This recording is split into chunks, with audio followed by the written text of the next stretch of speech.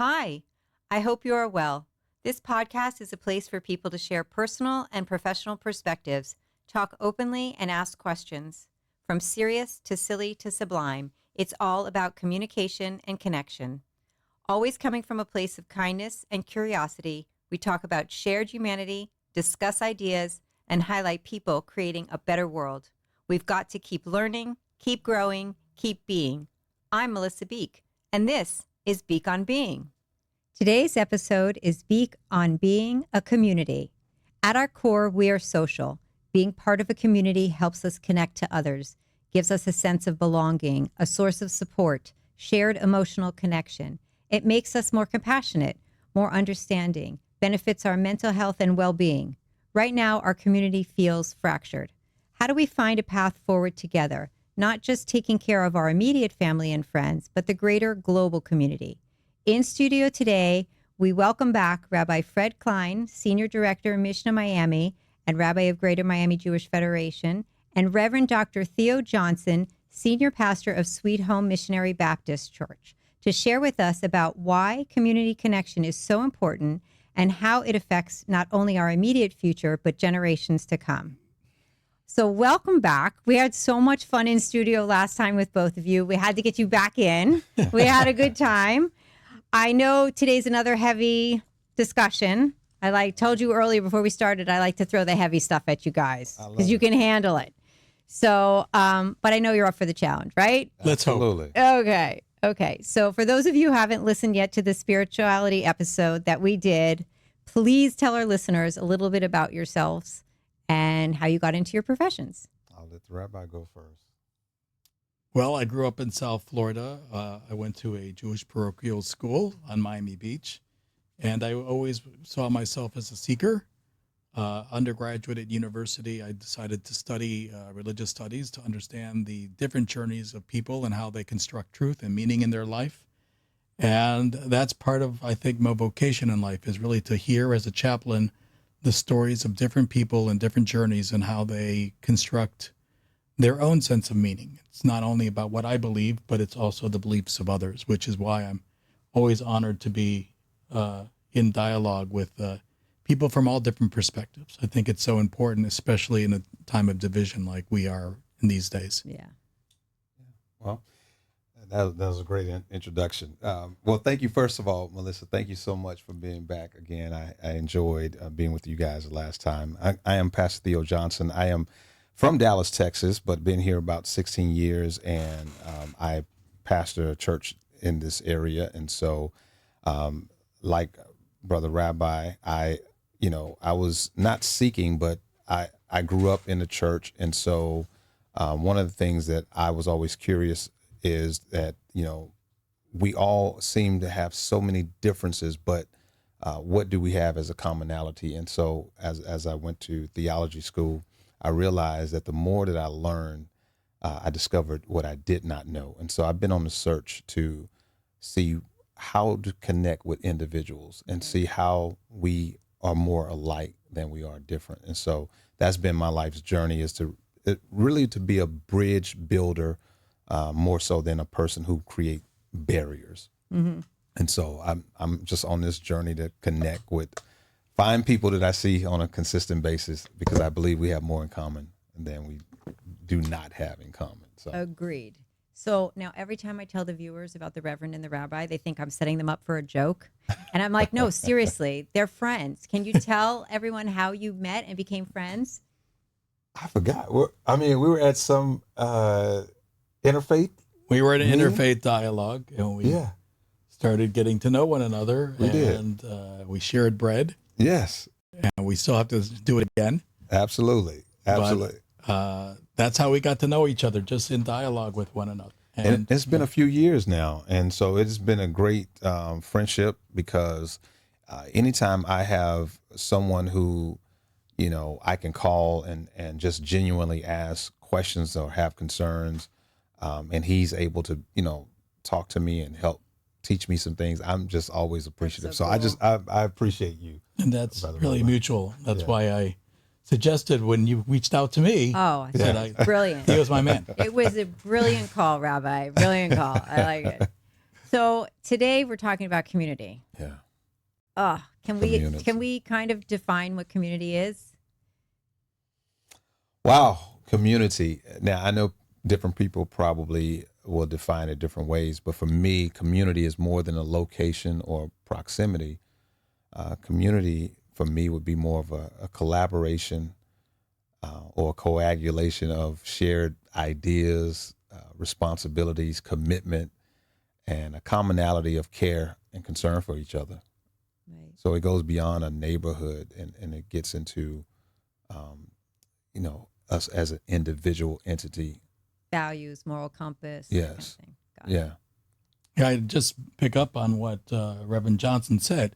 There are different words in Hebrew for community. One of them is the word edah. Edah comes from the word edut. Edut means testimony. Edah is a community, but it's a community based upon a certain goal. And very often in life, we'll gather for a specific purpose. Like in the Jewish tradition, you need 10 individuals for a quorum for prayer. So everybody's there together. Yes, a minyan. Everyone's there together for the purpose of the prayer. But after it's over, everyone goes in their certain ways. Political parties or different political action committees, they come together for specific purposes. They're utilitarian, and in our society, we live in a lot of different communities like that, and they are important communities. But there's another community which I think you touched on, which is the idea of kihila. Kihila means gathering. I don't want to just gather on a specific goal. I want to be a person in a community. I want my story to be known, and I want to hear the stories of others. I want to live in living relationship with one another. And I think that that's a very powerful idea, that we don't need to have the same views. Just like a family, we don't need to have the same views about everything. In fact, very often there'll be disagreement. But to witness others' lives, be there for their joy and celebrations, and also to be witnessed. Because so many people today feel invisible. Yeah. And that's a real problem. Community is, in its idealist sense, is I see you. Right. Yes. You are there. Yeah. And that's what, especially today, I think community is such an important purpose. I want to go In further that on sense. that, because that was my next question, was why is community so important? So I think you touched upon one of the main factors is loneliness. Yeah.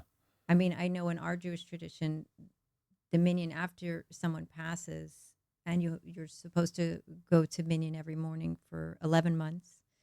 But some say 12, some say 11, depending on what you think about the soul. That's a whole other thing. But and I heard one rabbi say to a widow who did not want to come that it was important because community was important, and it was a way for them to foster a new community for themselves, being alone, and to combat loneliness. So can you expand upon why community is important? I know you just said a little bit about loneliness, but why is community so important? Well, you're just reminding me, I've been running a group of parents that have lost children every other week, and we come together. There are people from all over the country that are joining. It's a Jewish group of parents, and very often they want to talk about their children that have died in all kinds of deaths, and people say, get over it. It's time to move on. Yeah. And we were talking right before about some other events that were coming up and how hard it is to celebrate holidays and events alone. And just for the other participants to be there and to hear their voices provided great relief. And that's what the kind of community that I'm talking about. It's not, I'm going to provide you X, Y, Z resource, but rather the presence of other people being fully present and fully attentive is so helpful in a healing journey. So I think that that's the kind of community that we really need. And I think people at all levels in society are pretty desperate for right now. Being heard. Oh, yeah. Yeah. We're stronger together.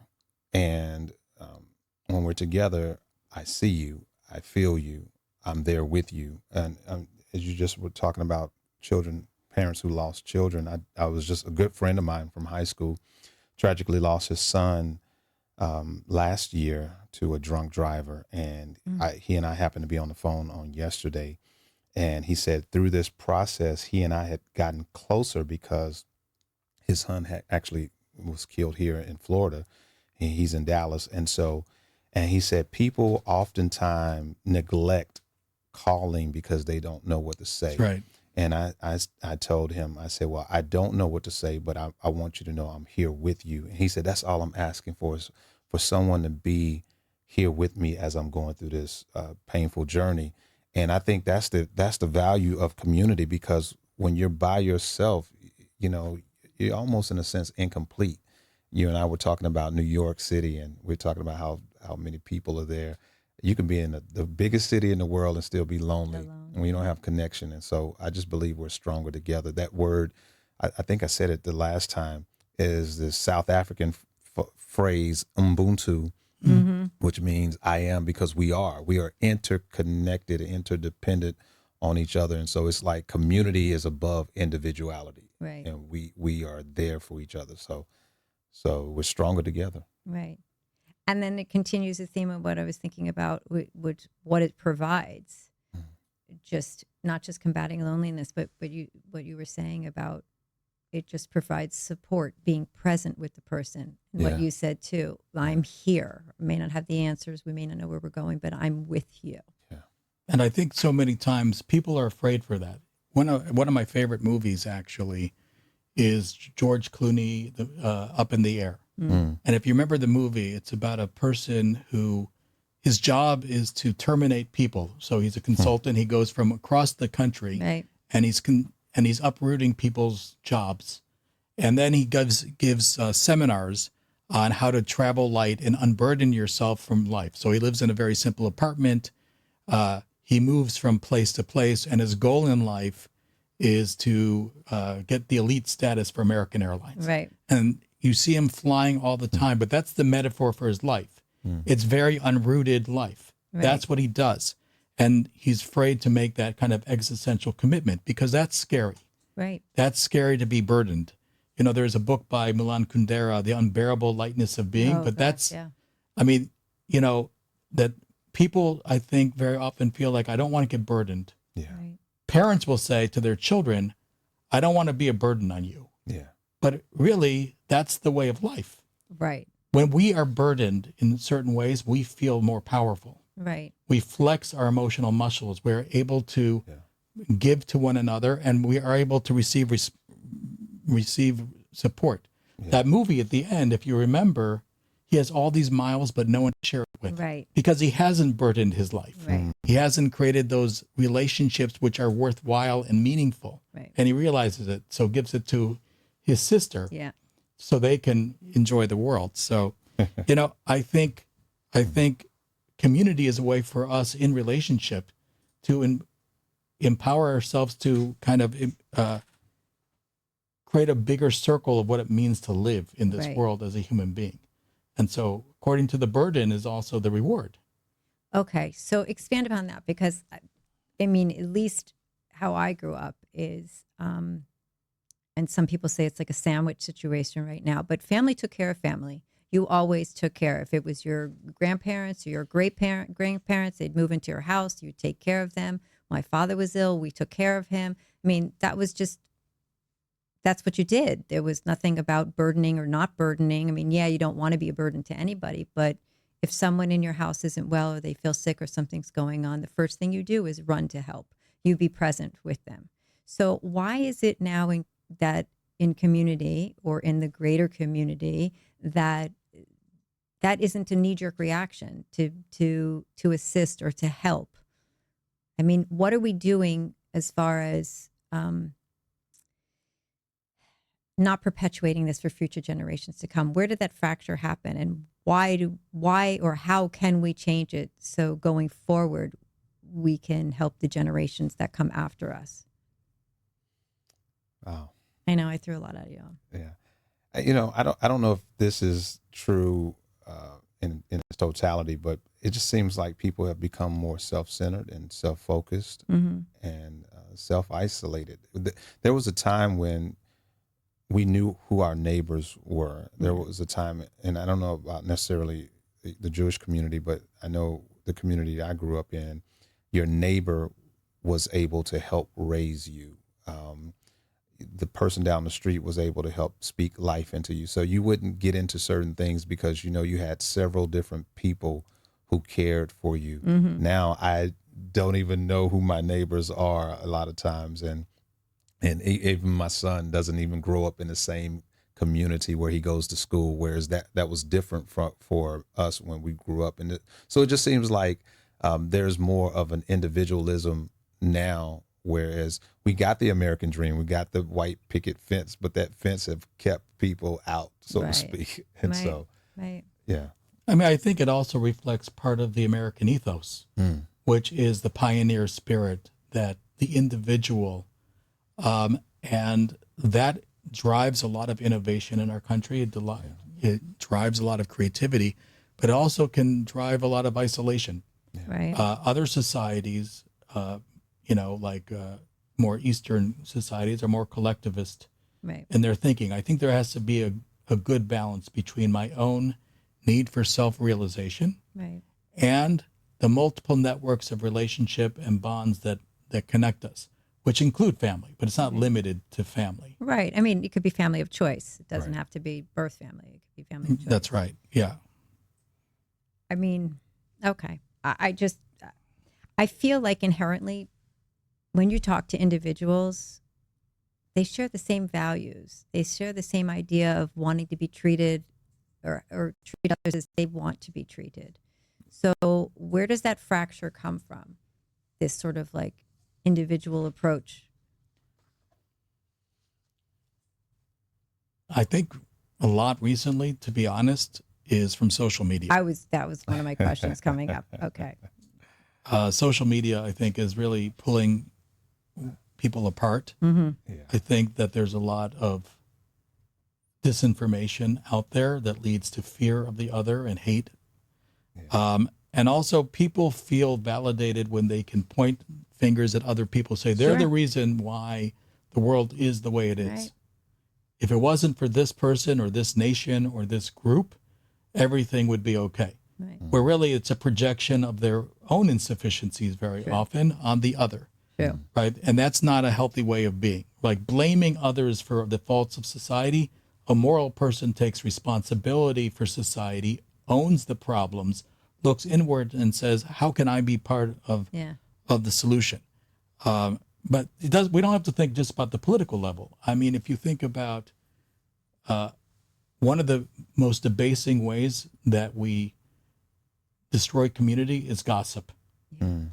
One of the biggest sins in the Jewish tradition Lashon hara. is, Lashon hara, which is speaking ill about other people, right? And according to rabbinic tradition, actually, it's akin to murder. So it's obviously not murdering somebody. Right. But if we believe that each Murdering person their is an image reputation. of God, Yeah. if each person walks through this world with a name, a reputation, and if we believe a person's in the image of God, every time we say something about another individual, it's sort of we diminish their image in this world, a little bit by little by little by little. A wonderful Hasidic story about a man that wanted to do repentance after speaking ill about another person. And so he went to a rabbi and said, Rabbi, I feel so bad about what I did. I have to repent. So the rabbi said, here's what I want you to do. I want you to go on top of a roof and I want you to take a pillow of feathers. He says, yeah. And then, okay, when you get up there, right, I want you to rip open the pillow and then spread the feathers into the wind. So yeah, then what? Now I want you to go collect them. I said, well, that's impossible to collect them. He says, that's the impact of gossip. That's the impact. You can never undo Yeah. things you do. So we create this kind of toxic culture Yeah. of dehumanization. There's entire industries that tabloids and other kind of material that really dehumanizes other people. Sure. So I would say if you hear something, to be involved in community is to really distance yourself from very toxic kind of relationships like that. So how do kids distance themselves from the technology, though? Yeah, I was going to mention that to elaborate on what you were saying in terms of social media.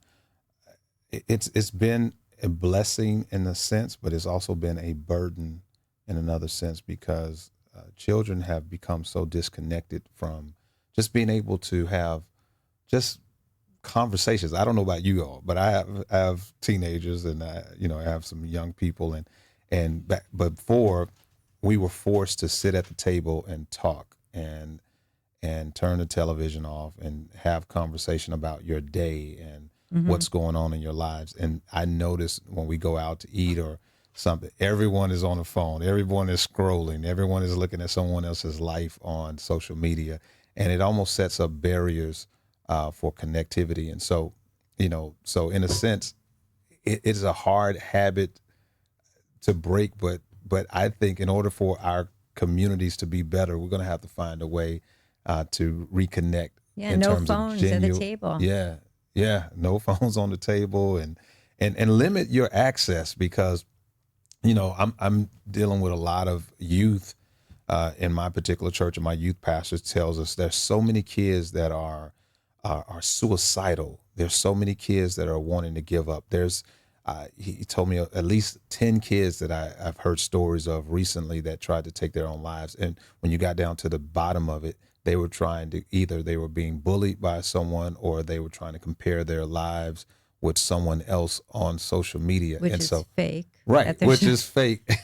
but and people are so disoriented because of this new way of operating. But like you said, if we could take that or minimize that or control that, limit that, then I think that will definitely help the next generation. Yeah, I think we need to. I think we're setting a really bad precedent. Is there a way to sort of embrace technology in a way to bring community back together, or no? I think that there's a great promise in technology. Mm-hmm. And if you can collect people for very positive things in the world. I mean, if you think about activism and mobilizing and sharing ideas, there's a lot of potential. It really, the technology is only as good as the people that are operating the technology. That's true. Right. That's true.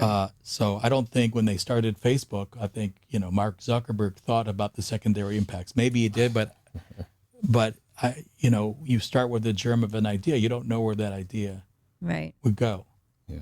I did want to bring up something very important about the value community, which is beyond the philosophical. Okay. It's very practical. And this is people that have more social capital. Community creates social capital. And the more social capital that you have, very often you look at the studies, more economically successful you are, the more the health impacts are palpable. People live longer. Right, mentally. People and that have a physically. lot of relationships live longer, are healthier, are happier, because they have a whole network of support. And this has been shown. Many Americans can't identify 5 people that in the middle of the night they could call up and say, "Hey, I feel X. I need to talk to somebody." Yeah. And that's sad. That's really sad. So cultivating, and it's not about making Instagram messages with 1,000 people that you don't really know and are not going to be with you in the middle of the night. Yeah. No. You want those 5, 10, 15 people that are your team, that your community, and then you have concentric circles of relationship. But you need those essential circles. You need the core. It was a really interesting article I read recently about poverty in the Jewish community. And it took 2 families. And one family was very well connected in the Orthodox community, which has a very, everything in the Orthodox community is extremely interconnected. And they had food insufficiency and financial needs. And they took another family, same economic situation, all of the same problems, but they were not connected in the same way. The family in the Orthodox community fared far better because the entire community mobilized around them to help. The other family didn't have those social networks. They didn't have the rabbi. They didn't have the synagogue. They didn't have the institutions to know how to connect. Right. And so I think we need to create entryways where people feel comfortable who are on the outside of community to come inside to the community. Many people don't feel comfortable walking into a synagogue or maybe walking into a church. They feel like outsiders. Right. That's one of the challenges to make community accessible. How do you foster that in your professions? And how do you foster community in your professions? How do you make it comfortable for someone walking past the church or the synagogue to say, oh, I feel welcomed here? So one of the things that I have attempted to do with our church is we let the people, where we emphasize that we're more than the building, right? So I have this phrase, the church beyond the walls. So we get out into the community, we connect with the people in the community, and we try to be a friend of the community. But then we try to make sure that we're on their level. So it doesn't matter where you came from, or what, socioeconomic status you're in, you're welcomed. And, and I tried to make sure that from the top of whatever your position is, your position, your title is not as important as you serving, you connecting with the people. And so Right. I try to create this atmosphere where we're all on the same level together. We all have the same basic needs and all have the same basic challenges. And so we try to make sure that when people come, they feel welcome, they feel seen, they feel loved. And part of the challenges is making sure that those individuals continue to communicate that within the church, but we try to make sure that we connect with the community on a consistent basis to let them know that we are here Right. for you. Right. And interestingly, based upon our demographic studies, the Jewish community, we do it every 10 years in Miami at the Jewish Federation, we see different types of connections to community. And we look at communities that we would say, quote unquote, are on the periphery, Right. who don't feel engaged. And in fact, one of the strategic goals that we've created for ourselves is to create community connectors. We have a new program where people are going throughout the community. There are people that we work with now that were not in our community, and they're making coffee dates. They're just going Okay, out and yeah. hearing stories and listening. And it's not to, people think that the Jewish Federation just raises money. We do raise money to create the Programs capacity to to help the Right, community. right. But that's not the goal, is to create community. That's Right. what we're about. And so I thought this is a very innovative idea, to actually fund people to go out and hear other people's stories Yeah. and to expand our communities of concern, which is a wonderful idea. But I do want to say, Yeah. the responsibility also has to be on the individual. Okay. So that's what I was going to say. How Because- does someone go out and find community? All right, well, listen, if you're walking into a church, right, Theo? Yeah. Right? It's you're going to like some people, you're not going to like some people. If you're an outsider trying to come in, right? Sometimes people may not feel as welcome as they should, Yeah. right? But these are human communities, Right. Yeah. right? Very often, people, I think, would like to feel that every institution should deliver all the needs that they need at that moment. No human being. It's impossible. It's impossible. Yeah. No human being can deliver all the emotional needs that I need, Right. right? So I would say to be proactive, come back, volunteer, Yeah. get involved. Yeah. Right. Get That's- involved. Get Right. involved. And It's not different about days, what I can different times, get. different things. Right. Yeah, it's not about what I can get, right? It's also taking a look at yourself and saying, what can I bring Yeah. to community? What kind of skills can I bring? What kind of passions? That is a whole different type of Yeah. conversation to have. So what advice do you have for people looking for community besides? As you just stated, seek community, serve in the community. So one of the things I have, encouraged my team is that no one is monolithic. There's not a monolithic of individuals. We are all different, but while we're the same, we are all different. One of the challenges we had, particularly at the church, is, for instance, certain generations, you had to look a certain way. You had to come dressed a certain way, and people would come not feeling comfortable because either they didn't have the certain clothes, or they had the tattoos, or they had the whatever, the spiked hair, whatever. And so what I did is I wanted to make sure that our church reflected the community. And so even in the Black community, what we did is predominantly Black community. My assistant is a Puerto Rican, right? Because I want to make sure that the Latino community know that they're welcome. And so we would put people in our ministry that modeled the That folk reflected that reflected the community. So when they come in, they say, "Oh, I see somebody that looks Right. like me," and we would encourage them to connect. And so, so I on a consistent basis want to make sure that we have individuals be seen in leadership and in our church that will look like the community, but also encourage those in the community. Hey, come be a part of what we're doing. Right. Seek what's going on. Serve. Hey, why don't you come and participate in some of the community events? And through that, we've had individuals come out of their shell, so to speak, and start connecting with the community or the church. And Right. So you both have said stuff about, I wrote down notes here about sharing and talking and communicating with each other and telling your story and being heard.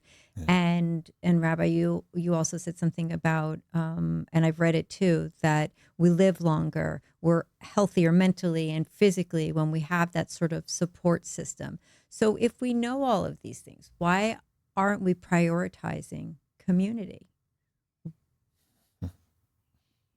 Well, I think we are. You two are.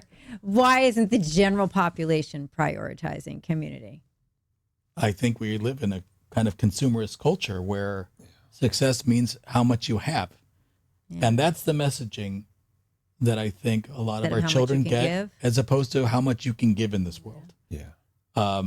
Because, I mean, I've never been to a funeral where a person talked about the net worth of an individual. Right. I have gone to funerals where people talk about the philanthropy and the giving of a person, because that's what people are going to, that's what people are going to be remembered for. Right. So I think we, as a society, very often don't reward acts of kindness.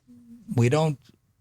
Yeah. And listen, I was thinking, I have this idea that, after high school, all people should do a national year of service. And I think there have been congressmen and senators talking about this, but I think it would totally transform society. Did you take a year before you go to college and you get what you need, or you get your job or your vocational training? Right. You go outside yourself. You serve the community. You serve others. It would expand your the notion of concern for others. It would transform the way you see other people. Right. You seeing reality. Yeah. And I think that people would feel a sense of empowerment. Like, I really made a difference in people's lives. Yeah. I think that's brilliant. Yeah. Let's do it. What do you think, Theo? I think that'd be great. It was funny. I took a group of 16 teenagers to Jamaica several years ago, and I did it for the purposes of going on a missions trip to help them understand that there's something bigger than you. Right. And we went over there, and it was a life transforming experience for the youth that came from here in America. My 3 daughters were some of the ones that went over, and they to this day talk about how they felt so much better not receiving but giving, right, and being able to help build and help to pour into someone else's life. And so I think when you give individuals those opportunities to think outside of yourself, or understand that community means it's bigger than yourself, you give a person the opportunity, the liberties to say, hey, we're better together. And so this pastor told a story about his sons that he was raising. He had a young son that he had given them some chips and told them all in the back seat of the car, hey, you guys share this among yourselves. But the youngest one didn't understand the concept yet. So every time they were asking him for, the brothers were asking him for some chips, he was saying, mine. And he was like, no, it's all of yours. And every time they tried to get some, he would say, no, it's mine, it's mine, it's mine. And so the father had to take it away from him to get him to understand that this is not all of yours. Right. I gave this to you in order for all of you all to partake of it. And so I think those are the lessons that you learn when you have multiple children in the house, right? They have to learn that you have to share. You have to learn how to serve. You have to learn how to be inconvenienced in your life. And I think it strips us of that individuality. And I said that to say, sometimes we think this is mine. This is I have to get this education. I have to get this career, have this career. I have to, have this particular promotion, and it's all about me. Whereas it's not. When you climb that mountain and it's only you there by yourself, what have you really accomplished? It's a lonely view. I tell people all the time, you can go faster by yourself, but you go farther together. Yeah, like that quote. Yeah, and so I just think that we have to reintroduce that, particularly in our country. I know we're not getting into any politics or anything like that, but I think that we need to be reminded that we are in this ship together. Okay, so besides the fact that we're going to start more programs to make sure that everybody takes time to give back to all communities and really get an education for themselves, what else is essential and important for building and maintaining community? And I really think that we should have more of those programs. You said what is essential? Yeah, what else is essential for building and maintaining community? Well, I think we work in the realm of the ritual, right? I like that. Creating, I think, there's ways you could look at all of society, but society is the product of the millions of individual decisions that people make on a daily life. Right. And so I think what we do as either rabbi or minister, we help people think about their lives in a way where it can foster a sense of interconnectivity of community. So I'll give you an example of simple things that we can do. We don't have to think about national policies. I mean, I gave an idea, but simple things. Okay, in the Jewish community, we have bar and bat mitzvahs. Okay, in other communities, you have a sweet 16, right? We put the child in the center. Right. But I know that with the bar and bar mitzvahs, rabbis are actively you got to do a mitzvah project. You have to do something good for another person. Because if not, right, the child might think it's all about me. It's all about this very elaborate party. It's all about the gifts. But it really isn't. It's about you taking responsibility for your life. And it's coupled with doing a mitzvah project, something good for other people. Same thing with the Sweet 16, right? Whenever we celebrate something for ourselves, we should be able to share something with others. Like, if you get gifts, give a tithe. Right. Tithing is a very important idea because it says, whatever comes to me, right? It's not mine. Like what you said, right? What you said, Reverend, right? It's not mine. It's, I'm blessed with this, and my goal is to now share in a responsible way what I have with other people. So I think that we have to, and I think religious community is about not just salvation of the self or my own redemption. It's about sharing, this quest for a powerful community of meaning with other people and the capacity to give. So that I think, is one of the gifts of religious communities. Yeah. That people really want. People really want that sense of belonging and sense that they can contribute and purpose. And purpose, exactly.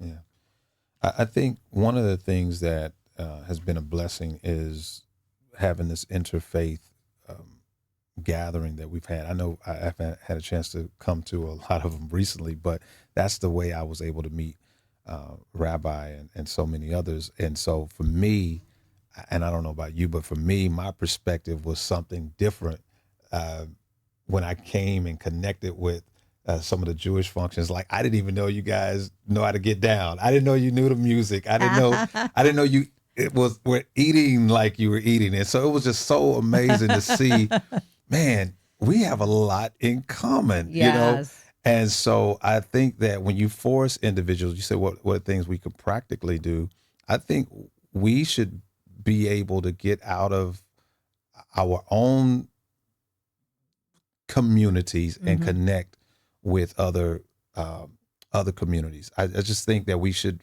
make it a priority to be intentional that, hey, whether it's having Shabbat with my brother or him coming down, you're going to come down to my house this next time. I would love to. And so us getting into each other's lives. Don't forget about me, everybody. Yeah.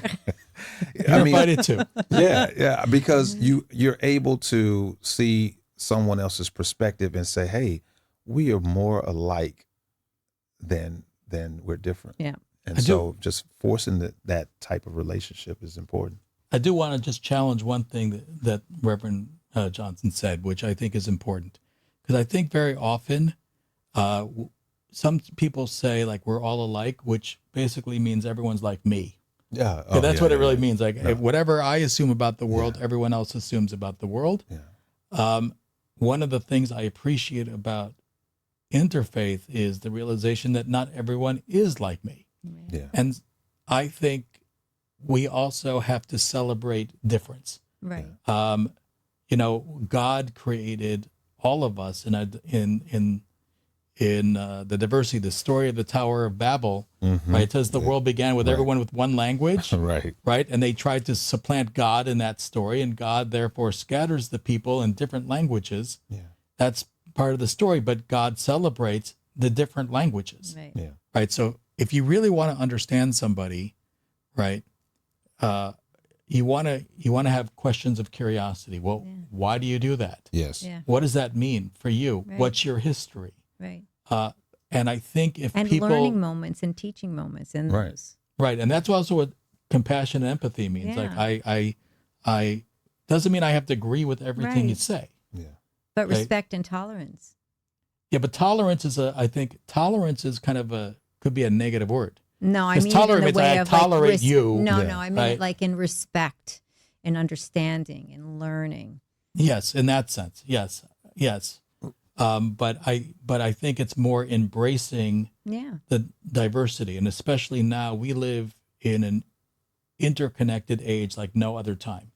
In most, what did most people know about what Chinese people were doing?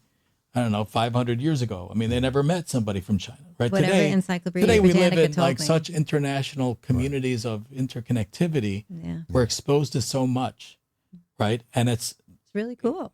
it's also very, very difficult for, people fear Yeah. the other. People fear diversity because, it challenges their own assumptions of self. But I think we have to understand in this new age, we have to ask questions of curiosity. Yeah. Each of us are holding truth about this world, but we don't hold the whole truth. Right. And I think that's something we have to consider these days. So that's why I value like the relationship. It's not only what unites us, but what makes us different. And then I have to start thinking about myself. Yeah. Right. And so when somebody, when says, oh, all people say this, or Christians say this, or black people say this, or so on, what are you talking about? Right. That's not true. Right. I mean, you're defining people on your own terms. In a generalization. So that's what I meant. That in that we still have more in common than not. We just may celebrate differences, and I see something that you do and may be like, hey, that I didn't do that in my community, but at the barest essence, we both have the same general needs. You want the best for your family. You want, your kids to have certain advantages or certain opportunities in life. We want the same thing. And the more we sit down at the table of commonality, we realize, okay, while we are different in so many ways, we're just alike in so many other ways. Right. I had a chance, and I love to travel. It seemed like every time you talk to me, I'm going somewhere. You're always international. Every time I text you I'm out of the country. I've had an opportunity to go to 36 different countries. Wow. And in that, 5 different continents. Wow. And it amazes me. I love it because I'm able to just immerse myself in a culture, but also see, while I can celebrate that culture, I see, man, they have the same basic needs that I have. And we may look different on the outside, and we may operate differently. We may have different philosophies and political stances and all that, but at the end of the day, we have more in common with each other. And so I think we should be intentional to force ourselves out of our comfort zone to say, hey, let me go and spend some time with someone who doesn't share my same experience. I feel like we all just want to love and be loved. Yeah. And I worry and I think about like the future, because you talked about, children doing, mitzvah projects, and you talked about children having experiences and giving back to communities. But how do we teach our children when they're young Mhm. to foster and reach and look for connection in community? Doesn't that start at home at the beginning? Yeah, it does. One of the things that I used to hate, well, I ain't gonna say hate, that's a strong Just word. like, I disliked, my mother and father would make me go to the nursing homes. My father was a deacon in the church, and they served faithfully. But one thing they did outside of a Sunday, they were always helping people. They were always part of feedings, and they were always visiting people that were either in a nursing home or a mm-hmm. hospital. And they would pull me, and I would have to come to like, oh man, I have so much else, so many other things I want to Angsty do. teenager stuff. But I didn't realize the impact of that until I started getting older, Right. and I'm realizing, man, this is what my life is about. Is more than just me. And so what I do now is I make, or then at the time, my kids, I would take them to visit individuals in prison. I would take them to visit individuals in the hospital, and I Right. would hear the same complaints. But now I see them serving the community as well, because I did not allow them to sit in their own individuality. No, Right. we're gonna go serve. We're Right. gonna go help and be a part of something bigger than ourselves. I think actions speak louder than words when it comes to stuff like that. Some things are taught, Right. other things are caught. Right. They'll look at you and say, "That's what Right. he did it, and so we need to be doing Yeah, because I think half the time children aren't really paying attention to what's coming out of your mouth, but they're watching what you're doing. No.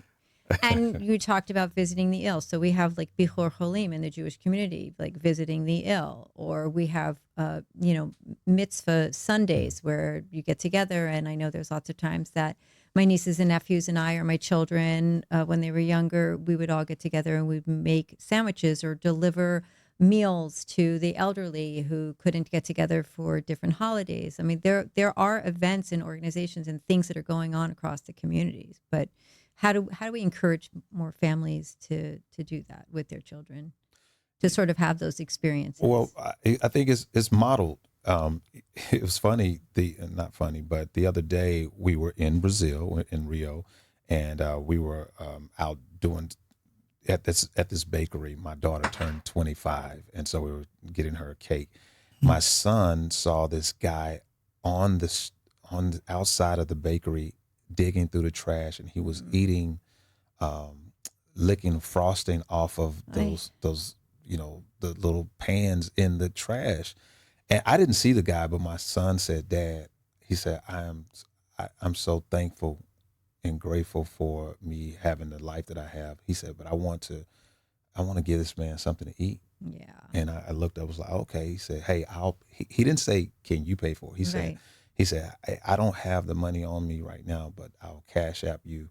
Can we get him something to eat?" And so we went and got him something, and I let my son go and give the food to the man. He immediately stopped eating out of the trash and he opened the food up and started eating it. And when I got home, when I got back to here, my son cash apped me Okay, the so money. technology is good for something. Right. But I thought that he was like, he wasn't going to do it, but he remembered Yeah. that experience, and he wanted to make sure that that he was able Right. to give to him. And so I just think I'm thankful that he's seen my wife and I serve. My wife is a nurse as well. I don't know if you all know that. So she gives of herself, of helping the community. And so they have seen us growing up give to people on a consistent that's basis. amazing. And so that's what we expect of them, but that's what they've also taken on. Right. Well, because you modeled it. Yeah. That's why. I Yeah. think that's the key. Yeah. That I think parents have a lot of expectations for their children, but I mean, your child, his success is a reflection of you and Yeah. all the decisions that you've made. Right. So if you want your child to grow up with a life of character,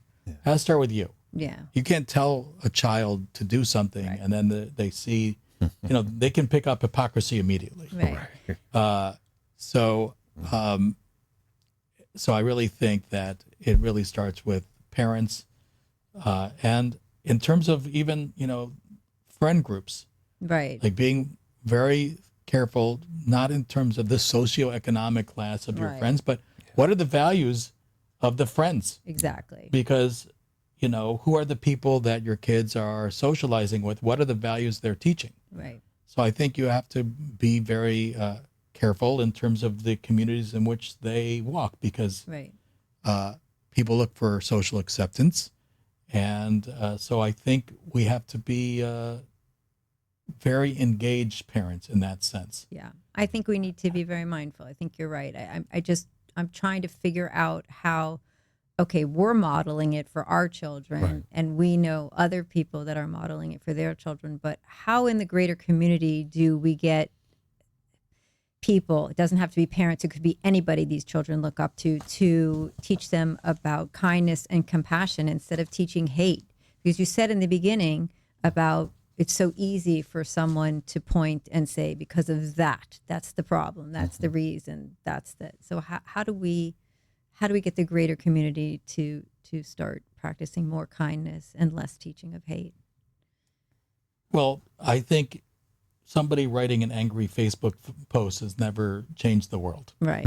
right? I mean, Right. think about it. It may feel good for a minute, but it absolutely does nothing to change the world. And each of us, if we think about our lives and we define, there's, if we do a thought experiment, that there's me, and then there's my family, then there's maybe my community, then there's the larger country, then there's the world, Right. and there's even the environment. We live in interconnectivity with everything. Right now, am I going to solve every problem in the world? I think that that's really very difficult, but I do have a sphere of influence. Yeah. Each of us have a sphere of influence, and it's not about rabbis, not about ministers, Right. right? It's about each of us ministering to the needs of the world. Yeah. So it's a mindset. Yeah. So Yeah. I don't need, the redemption of the world. We talk about redemption and the Messiah coming. That means the innumerable acts of kindness that we are doing. You want to change the world, start with the people around you. Right. Start with how you behave around your family, around your friends, And that has a ripple effect. it completely has a ripple effect. Here we just saw, that Reverend Theo just told a story about how his actions impacted his son. Right. His sons are His going to parents' impact actions his impacted friends him, impacted and his his son. community. Yeah. And you have increasing ripples. So, I think that don't start with, the global issues, Right. but start Start in with your backyard. start in your backyard. Yeah. And all of us can do that. Yeah. All of us can be empowered. Agreed. Right. Elie Wiesel talked about visiting the sick. Okay. Elie Wiesel said, just go visit and be present for those who are sick. Right. Right. Life and death, that's in God's hands. That's in God's hands. But you go visit. Mm-hmm. Right. You go do this right now and be there and be kind at that moment. Right. That's what we're enjoined to do in this world. Right. And I can tell you, when you do that, you do feel hopeful about the world. Yeah. Because you feel like you make a difference, Yeah. not only Yeah. for the others, but for yourself. Right. You feel a sense of ennoblement in that Yeah. process. Yeah. Yeah. Yeah, I don't know if I know you guys probably heard the story of the young boy who saw the seashells on the shore and he knew that if he didn't put them back in the water they would die, and he would go along and pick up one and throw it in the ocean, and this man looked and said, "Hey, what are you doing?" He says, "I'm throwing the seashells back in the ocean." He said, "Look how many that you have ahead of you. There's miles and miles and miles of seashells." He said, "You're clearly not going to make a difference." And the little boy looks at the one that was in front of him, and he threw it in. And he said it made a difference for that one. Yeah. So I would say we start with the person that we are around, and Right. and do what, as you just said, the ripple effect happens. We can't change the world until we change our world Right. that's around us. And so I would encourage each person. Right. And each to- person is a world. Yeah. So one at a time Yeah. we can do it. Yeah. Okay, so you talked about hope. How do we still encourage hope? Well, I don't think hope is a attitude. I think hope is an action. Mm-hmm.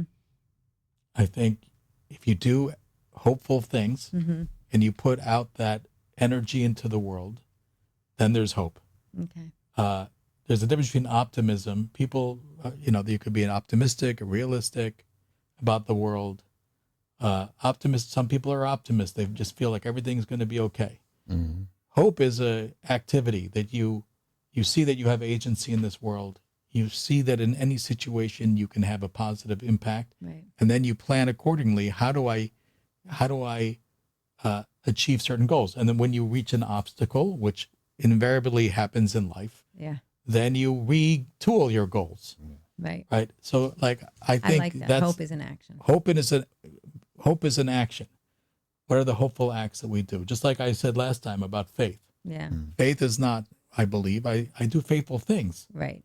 which says that I have a reason to be here. So I think that you become faithful when you feel empowered about your own potential for who you are as a person.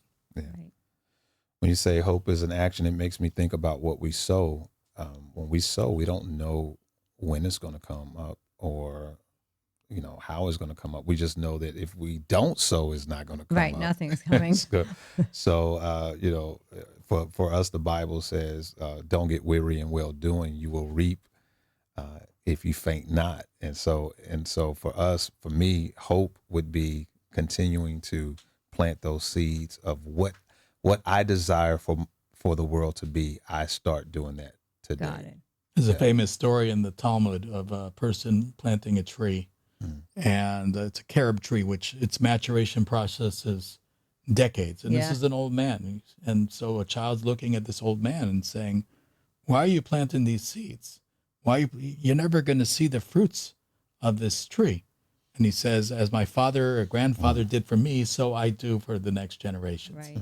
And so we will never see necessarily all the fruits of our labor in this world. But that doesn't mean that they won't materialize. Right.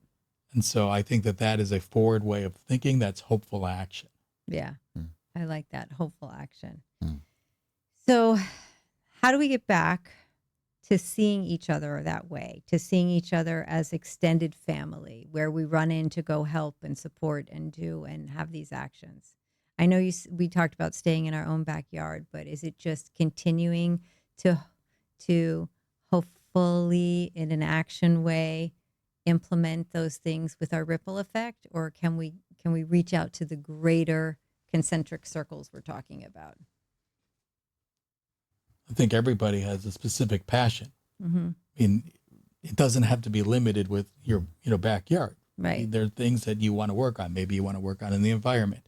I mean, when we talk about volunteering, you can be involved in creating society and creating the world Right. in which reflects the values that you hope for. Right. So there's a lot of movement in our society. I think that, some of it may be virtual signaling, but others is the real work of creating a society of kindness and justice that we want. Yeah. And I think that that's very positive. And I think that we should start, individually, right? But it should never stay there. Right. Right. We have to constantly live outside ourselves. Yeah. For others. As you probably know, Hillel the elder says, if I'm not for myself, Who will be for me? That's right. But if I'm only for myself, who am I? See, I know. I know. I think there needs to be presence, purpose, and participation. I'm reminded of I was living in Dallas, Texas at the time, and someone came and knocked on my door. And they said, hey, a house is burning up down the street. And so I immediately got out of the house and ran down. And this house was definitely we could see it was smoke on the inside of the house. And so a few people started gathering around. We started looking through the window. We couldn't see anything. So we just assumed no one was in the house. And so we just kind of gathered around and just started talking while the house was burning up. And the ambulance came, and a few minutes later, they broke the door down and brought this man out. And this man eventually died. And we were sitting around like, if we had known this man was in the house, we would have done more Yeah. together to try to get him out. But we were gathering around, talking, and just, getting sidetracked by conversation, not understanding that this house has someone valuable on the inside. And it taught me a lesson of, that's kind of how we can be in America. That's how we can be in our world. The world is burning up. Yeah, we're watching the house burn down we were right watching now. it, and we were having good conversation, but there was someone that was being affected on the inside. And so if we had taken that approach to say, hey, this is my, this is important. And so we need to make sure that we do this to help save the life of someone else. I think that when we get out of ourselves and understand that there's something bigger and greater than ourselves, we understand that, we're in this thing together. And if we don't do anything, our world is going to burn up around us. Yeah, while everyone's sitting around talking. Everyone's sitting around talking. All right. Anything we left out? Man, listen, I just said that my thought is just, again, we are stronger together. Yeah. And while we are in our own silos and sometimes, our own communities, we will be much better, much richer, much smarter if we understood that we can come together and accomplish more. And you kind of mentioned it about the Tower of Babel. God said if we don't stop them or confuse their language, there's nothing that they wouldn't be able to accomplish. That's the power of togetherness. Yeah. The power of unity. And I think if we're doing the things in the right way, from a right perspective, what could we accomplish as a people? Imagine. Yeah. Incredible. And I'll just add, it says in the beginning of the book of creation of Genesis, whether you take it literally or not, it's a story about what it means to be a human being. And after every day, God says, it's good, it's good, it's good, it's good. When's the first time God says something's not good? For man to be alone. There you go. Yeah.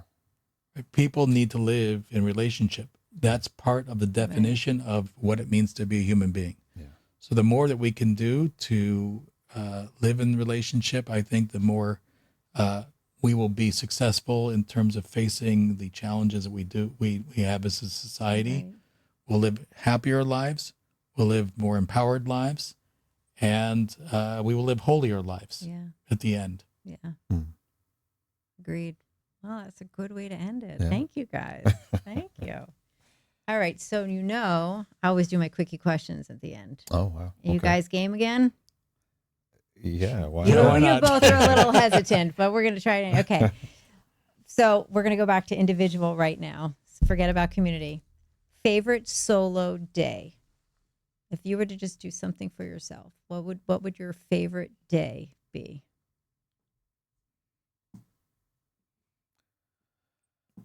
You mean outside of traveling? Oh, well, it could be traveling. Oh, okay. I was It could going to be say anything. I could jump on a plane.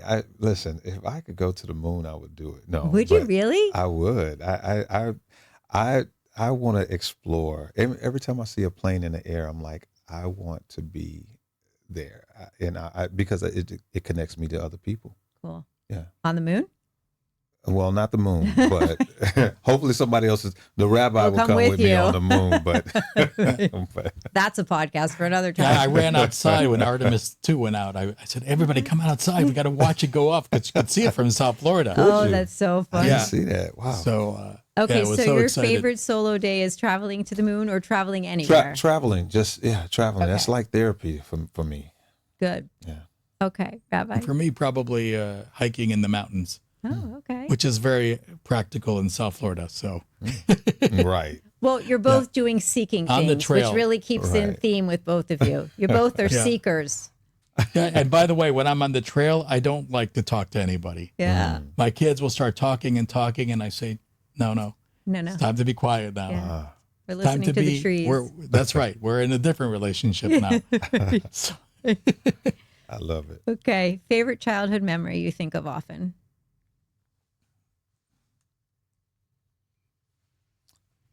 Wow.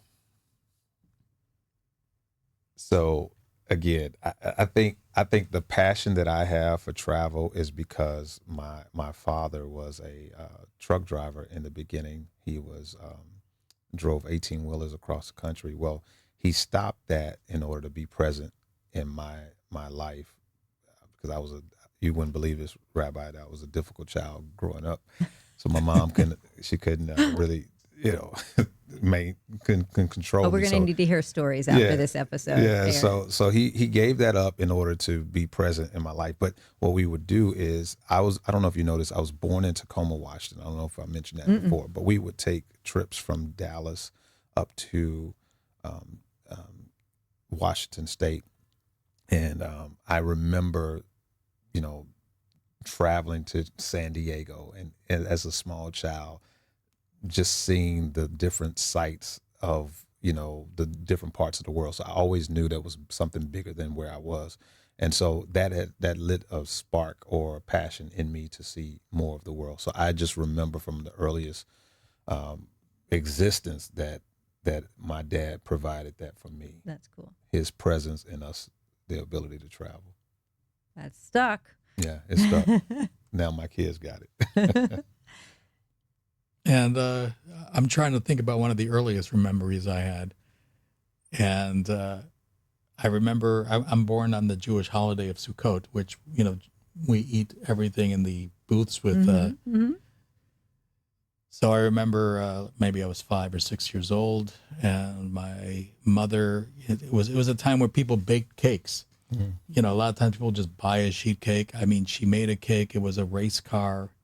She took eggshells and put like sugar in it, and like it went on fire like a blue flame. Oh, It's supposed to be like the exhaust fumes, I think.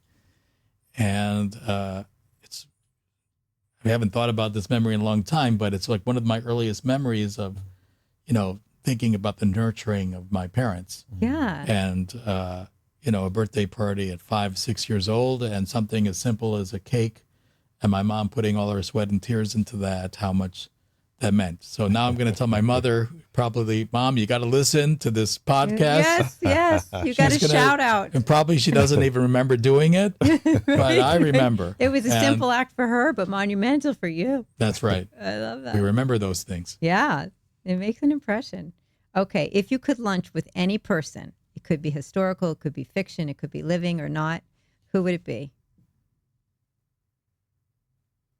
I'm going to let you go first. For me, like, Abraham, the founder of the Jewish people. He was a revolutionary.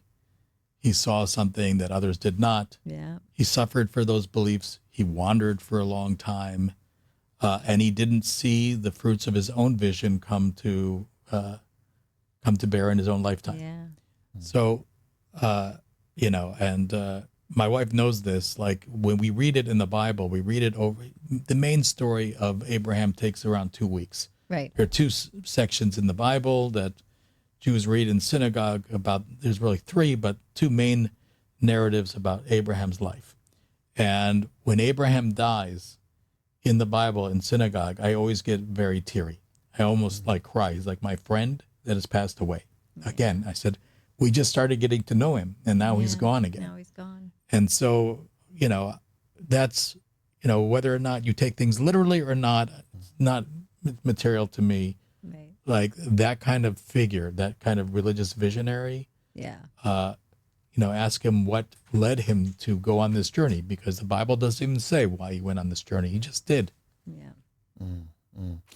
It's interesting. I was going to say Abraham, but I heard you. My second person I thought about was King David. I thought about. Okay. I actually thought about David, just with all of the experiences he's had, the highs and the lows, and just what he witnessed on the battlefield, what he witnessed in the palace, what just his life, the good, the bad, the ups, the downs. His heart was still for God. I would just love to hear his story from his perspective. Yeah. Well, you both picked great ones. Those Yeah. are terrific. Okay, this is going to be an easy one. What's your favorite meal? Wow. If I'm in New York, my favorite meal is New York pizza. Yeah. Yeah. Well, for me, it's going to be barbecued ribs, but of course, not pork ribs. That I did not expect from you, Rabbi. No, beef ribs. Beef ribs, but I didn't even expect it. That's very funny. Oh, So, God, that's good. I'd be open to being a vegetarian, but then I Right. see the barbecued ribs. It's like, nah. That's it. You can't. Oh, that's so funny. Well, thank you guys so much. This is awesome to have you. We're going to have to find another subject that you're going to have to both come in because we always have such a good time when you're here. Absolutely. Right, Stephen? We enjoy Absolutely. you guys. Thank you. I really appreciate it. And thank you for letting me hit you with the challenging questions. No problem. I Thank you once appreciate again for the invite. Thank you. Thank you. It's been wonderful being here. It's Hopefully been the my listeners pleasure. appreciate it. Oh, no, they do. All They right. do. But I tell you, every time I talk to my viewers about it, and I'm like, the rabbi and the reverend, and they're like, no, really, seriously. And I'm like, no, seriously. And then they see it and they hear it and they're like, they're awesome. So Next time we have to open with the rabbi and reverend joke. Yeah, we okay, do. you're going to have to come up with a good one for me, guys. Thank you. I really appreciate it. To our listeners, thank you so much. So grateful you're here. Keep listening, keep learning, keep laughing, keep up with Beek on Being. Follow Beek on Being on Instagram for the latest. To share thoughts, ideas, suggestions, or nominate a guest, DM us. Want exclusive content, behind-the-scenes stories, and listener links? Subscribe. Listen to Beek on Being wherever you get your podcasts. All episodes are automatically transcribed. A big shout out and a huge thank you to Stephen Chen, woohoo, at Penthouse Studios. Beek on Being was recorded at Penthouse Studios and is a proud member of the Penthouse Podcast Network. Good. Oh my God. Thank you guys. Thank you so much. Did we miss the music or we got the music? No, you're going to have to come back for a third. No, we did the music in the beginning. Oh. I think you may have been concentrating on your notes. No, I was concentrating on the music videos. I got Steven Tyler, U2,